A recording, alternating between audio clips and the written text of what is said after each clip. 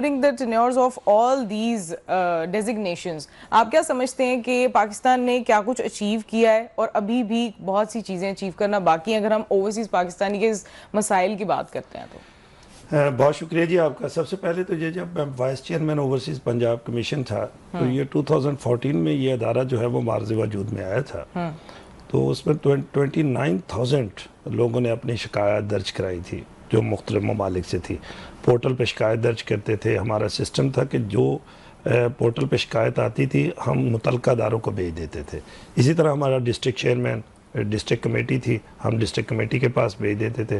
तो वो हमें हर 15-20 दिन के बाद, एक महीने के अंदर अंदर हमें वो रिस्पॉन्ड बैक करते थे और हम जवाब देते थे। जब मैंने चार्ज संभाला तो उस वक्त तकरीबन कोई 12,000 केसेस जो थे वो पेंडिंग थे। हमने बड़े ही शॉर्ट टाइम में कोई 3,000 केसों को सेटल किया। फैमिली इंग्लैंड में थी, मैं सुबह ऑफिस जाता था तो लेट नाइट तक ओवरसीज़ की खिदमत के लिए हाजिर होते थे। तो वहाँ पर हमने 24 आवर जो है वो हेल्पलाइन बना दी थी। टाइम जोन के हवाले से लोगों को प्रॉब्लम ना आए, हमने एक ऐप क्रिएट कर दी थी। इसी तरह से जो ओवरसीज पाकिस्तानी थे उनका पासपोर्ट ऑफिस भी वहाँ पर मौजूद था।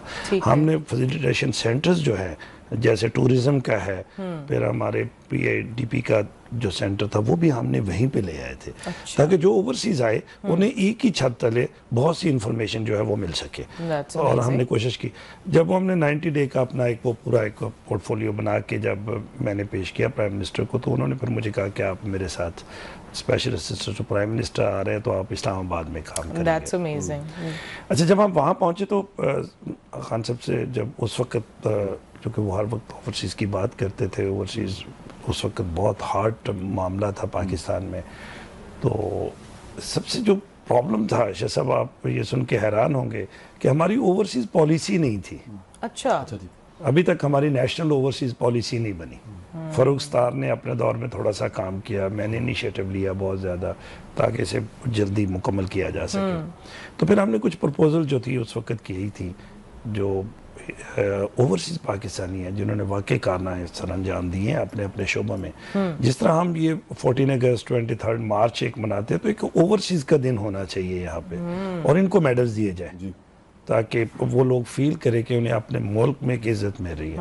अच्छा, ओवरसीज़ के हवाले से मैं एक बात करता चलूँ शाह साहब, मैंने जितने भी ओवरसीज़ दोस्तों को देखा है वो हमारे मुल्क में ना होते हुए हमारे मुल्क से हमसे ज़्यादा मोहब्बत करते हैं। ऐसे ही है, बिल्कुल। अच्छा, ना सिर्फ वो मोहब्बत करते हैं बल्कि वो अपने मुल्क के लिए कुछ करना चाहते हैं, पाकिस्तान के लिए कुछ करना चाहते हैं।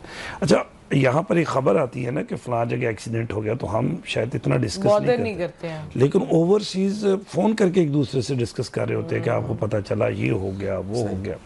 तो ओवरसीज को जो उनकी मोहब्बत है उसको चाह ये रहे हैं कि हम एक कौमी धारा जो इस वक्त पाकिस्तान है उसके लिए भी इस्तेमाल होना चाहिए। अभी ये जो तकसीम की सियासत है, जो एक नफ़रत की सियासत है, जो इस वक्त एक बड़ा उलझा हुआ पाकिस्तान ओवरसीज़ पाकिस्तानी नज़र आ रहा है ना, और उसके साथ एक डायलॉग करने की ज़रूरत है कि ये पाकिस्तान हमारा है, ये मुल्क हमारा है, हमने इसको लेके आगे बढ़ना है। और किस तरह से लेके आगे बढ़ना है, उनकी तजावीज़ के साथ आगे बढ़ा जाए कि वो क्या चाहते हैं। उनके बहुत से मसाइल हैं। अभी जैसे अभी ओवरसीज़ की अगर बात करें तो ओवरसीज़ पंजाब कमीशन पिछले 2 साल खाली पड़ा रहा। अच्छा, इसी तरह OPF का चेयरमैन नहीं था। रिसेंटली OPC का भी इन्होंने वाइस चेयरमैन लगाया इस गवर्नमेंट ने, अभी OPF का भी लगाया।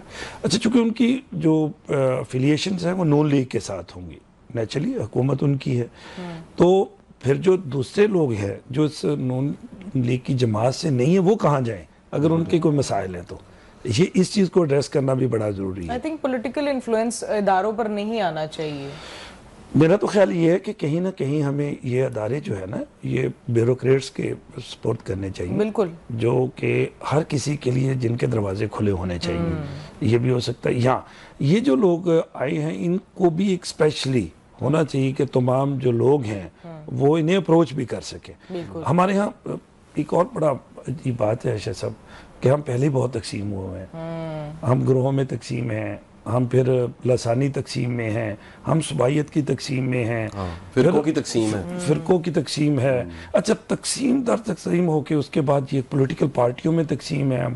फिर ये जो तकसीम यहाँ पर थी ये ओवरसीज में भी इसी तरह से है।